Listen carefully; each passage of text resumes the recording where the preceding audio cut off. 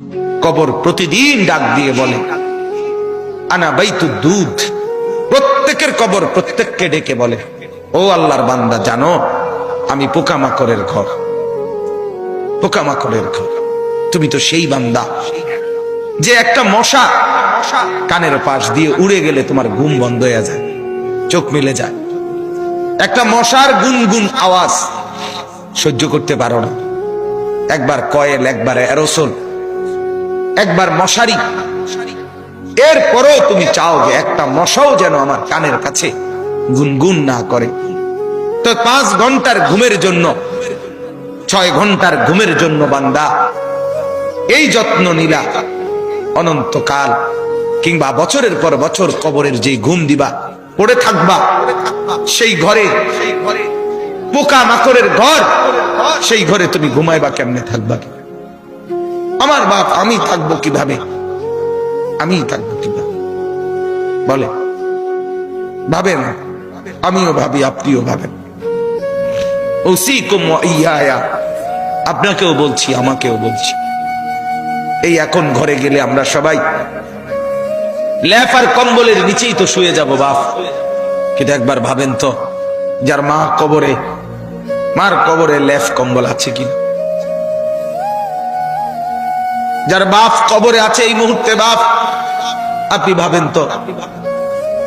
আমার এক পরিচিত মানুষ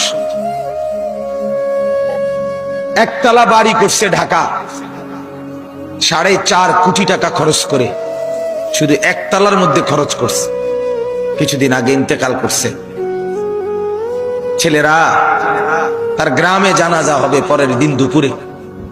সন্তানরা ওই শেষ রাতটা হাসপাতাল থেকে লাশটা বাড়িতে আনে নাই, ওই 4.5 কোটি টাকার বিল্ডিং এ রাখে নাই, হাসপাতালেই রেখে দিছে। পরের দিন ওইখান থেকে অ্যাম্বুলেন্সে করে এরপরে গ্রামের বাড়িতে নিয়ে দাফন কাফন করে দিছে। এখন এটা তো করোনার কালে নাই, এখন ইদানিং 10-15-20 দিন আগের কথা। কি সাজাইলেন, কার জন্য সাজাইলেন,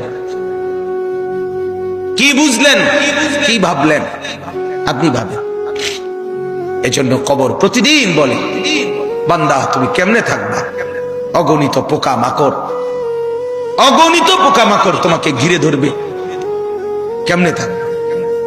কবর বলে আনা বাইতুল ওয়াহদা, আমি একাকী ঘর, একাকী ঘর। ও আল্লাহর বান্দা, আমি একাকী, ডানে বামে কাউকে পাবা না। পৃথিবীর সবচেয়ে বড় যন্ত্রণার নাম হলো একাকিত্বের যন্ত্রণা, একাকিত্ব। পৃথিবীর সব সম্পদ যদি কারো ঘরে থাকে, সুখের উপকরণ থাকে, কিন্তু স্ত্রী নাই, ছেলে মেয়ে নাই, আপনজন কেউ নাই, ওই ব্যক্তি একাকিত্বের যন্ত্রণার সামনে গোটা পৃথিবীটার সব উপকরণ তার সামনে তুচ্ছ। আল্লাহ তাআলা বলতেছেন, ইরশাদ করছেন সূরা মুলকের 23 নম্বর আয়াত, কুল হুয়াল্লাযী আনশাআকুম। আল্লাহ তাআলা আমাদের প্রিয় নবী সাল্লাল্লাহু আলাইহি ওয়াসাল্লামকে লক্ষ্য করে বলেন, নবী আমার, বন্ধু আমার, আপনি বলে দেন। কাকে বলবেন? আপনার উম্মতকে, আমার বান্দাকে। এরা আপনারও উম্মত, এরা আমারও বান্দা। আমি তো আপনার কাছে নাজিল করে বললামই, এবার আপনিও বলে দেন যে আপনারও কথা এটা। তো যখন আপনার বান্দা, আমার বান্দা বুঝবে যে এই কথাটা আল্লাহরও কথা, আমার রসুলেরও কথা, তো এরপরে তার আর প্রত্যাখ্যান করার সাহস হবে না, হিম্মত হবে না। কারণ আমি প্রত্যাখ্যান করব কেন? আমি মুসলমান, আমি মুমিন, আমি আল্লাহর কথা ফিরিয়ে দেই কিভাবে? আমি রাসূলুল্লাহ সাল্লাল্লাহু আলাইহি সাল্লামের কথা ফিরাইয়া দেই কিভাবে? আর ফিরাইয়া দিলে আমি মুমিন থাকি কিভাবে? কথা বলেন বাপ। এই পৃথিবীতে ইনসাফের দাবি, বিবেকের দাবি, আমরা যারা মুসলমান পরিচয় দেই, আমাদের জিন্দেগীর সবচেয়ে বড় দাবি হলো আমাদের জন্য উচিত আল্লাহ এবং তার রাসূলের কথাকে গ্রহণ করা। কিন্তু বড় আফসোসের ব্যাপার হলো আমি আপনি সবাই সবচেয়ে বেশি প্রত্যাখ্যান করি আল্লাহ এবং রাসূলের কথা।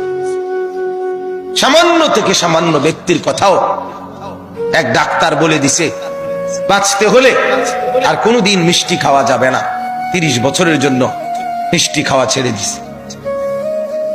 এক ডাক্তার বলে দিছে বাঁচতে হলে আর চিনি দিয়ে চা খাওয়া যাবে না, আজীবনের জন্য ছেড়ে দিছে। আমাকে বাঁচতে হবে। তাহলে আপনাকে যদি শুধু হায়াতে বাঁচতে হয়, আপনাকে তো জাহান্নাম থেকেও বাঁচতে হবে। কথা বলেন না কেন?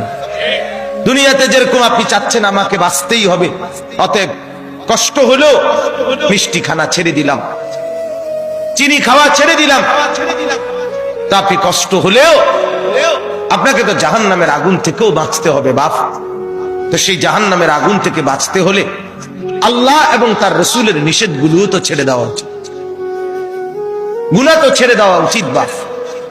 আফসোসের বিষয়, একই ব্যক্তি নিজের এই সাইড বোঝে, ওই সাইড বোঝেন। এটা কি বোকা? এটা তো বোকা ছাড়া আর কিছু না বাপ। আল্লাহ তাআলা বলেন, বান্দা তোমরা তো ভালোই বুঝেছ দুনিয়ার জীবনের উপরের অংশ, কিন্তু তোমরা ভুলে তো গেছো তোমাদের আখিরাত। আখিরাত আমি বলি অনেক সময় উদাহরণ দিয়ে, এই যে এই কাগজটা 4 কালারের, এটার এই পৃষ্ঠাটার মধ্যে দেখেন তো অনেক ডিজাইন করছে, অনেক ডিজাইন, 4 কালারের ডিজাইন, চমৎকার করে এই পিঠ সাজাইছে। কিন্তু এই পিঠ খালি, এই পিঠেতে কোনো কিছুই না, সাজগোজ। তো আল্লাহ তাআলা যেন বলছে, বান্দা মাটির উপরে তোমার যেই ঘর, সেই ঘর তো খুব সুন্দরভাবে সাজাইলা, ইট বালু সিমেন্ট, ময়মনসিংহ থেকে বালু আনছো, সিলেট থেকে পাথর আনছো, 1 নাম্বার ইট 1 নাম্বার বালু, এরপরে টাইলস, এরপরে খাট পালং sofa furniture, fridge AC, dining table, চায়ের কাপ, কাচের প্লেট, লবণের বাটি, অত্যাধুনিক সাজে পুরা ঘরটা সুন্দর করে সাজিয়েছ। বান্দা এই পিঠ তো খুব সাজাইলা, তো তুমি কি জানো মাটির নিচে তোমার আরেকটা ঘর আছে? সেই ঘরের নাম তো কবর। আমার বান্দা, আল্লাহ যেন বলছে, আমার বান্দা মাটির নিচের ওই ঘর, সে ঘর সাজাইবা না? সেটাও তো তোমারই ঘর। কি ভাই, শেষ বেলায় আমার বাপ, আমার ভাই, আমার বন্ধু, রাত অনেক হয়েছে, আমি ইচ্ছে থাকলেও লম্বা করতে পারবো না ভাই, আমারও ফিরে যাইতে হবে, কুমিল্লা ক্যান্টনমেন্ট যাইতে হবে। আমি আজকে গত শুক্রবারে বের হয়েছি, এখনো পথে পথে আছি, বাসায় যাই নাই, আজকে 5-6 দিন। তো আমি বলতে চাচ্ছি আপনাকে এই কথা, মাটির নিচের ওই ঘর, সেটা আপনারই ঘর, সেটা আমারই ঘর বাপ। সে ঘর সাজাবেন না, সে ঘরে এভাবে ভুলে গেলেন, এভাবে ভুলে গেলেন। তো এই জন্য বলি, এটা যেন এমন মাটির উপরের এই ঘর যদি খাট পালং আর সোফা দিয়ে সাজে, আল্লাহর কসম মাটির নিচের আপনারই ওই ঘর সাজতে হলে জিকির আর তাসবিহ তেলাওয়াত লাগবে। এই ঘর সাজবে খাট পালং দিয়ে, ওই ঘর সাজবে জিকির তাসবিহ তেলাওয়াত দিয়ে, আল্লাহ তাআলার গোলামি দিয়ে। প্রতিটা সেজদা ওই ঘর সাজিয়ে দেবে, প্রতিটা জিকির ওই ঘর সাজিয়ে দেবে, প্রত্যেকটা বন্দেগী আপনার কবরের ঘর সাজিয়ে দেবে। কবর প্রতিদিন ডাক দিয়ে বলে, আনা বাইতুদ দুধ। প্রত্যেকের কবর প্রত্যেককে ডেকে বলে, ও আল্লাহর বান্দা, জানো আমি পোকামাকড়ের ঘর, পোকামাকড়ের ঘর। তুমি তো সেই বান্দা যে একটা মশা কানের পাশ দিয়ে উড়ে গেলে তোমার ঘুম বন্ধ হয়ে যায়, চোখ মেলে যায়। একটা মশার গুনগুন আওয়াজ সহ্য করতে পারো না, একবার কয়েল, একবার অ্যারোসোল, একবার মশারি, এরপরেও তুমি চাও যে একটা মশাও যেন আমার কানের কাছে গুনগুন না করে। তো 5 ঘন্টার ঘুমের জন্য, 6 ঘন্টার ঘুমের জন্য বান্দা এই যত্ন নিলা, অনন্তকাল কিংবা বছরের পর বছর কবরের যে ঘুম দিবা, পড়ে থাকবা সেই ঘরে পোকা মাকড়ের ঘর, সেই ঘরে তুমি ঘুমাইবা কেমনে, থাকবা কি? আমার বাপ, আমি থাকবো কিভাবে? আমি থাকবো কিভাবে বলে? ভাবেন, আমিও ভাবি, আপনিও ভাবেন। উসিকুম ওয়া ইয়া, আপনাকেও বলছি, আমাকেও বলছি। এই এখন ঘরে গেলে আমরা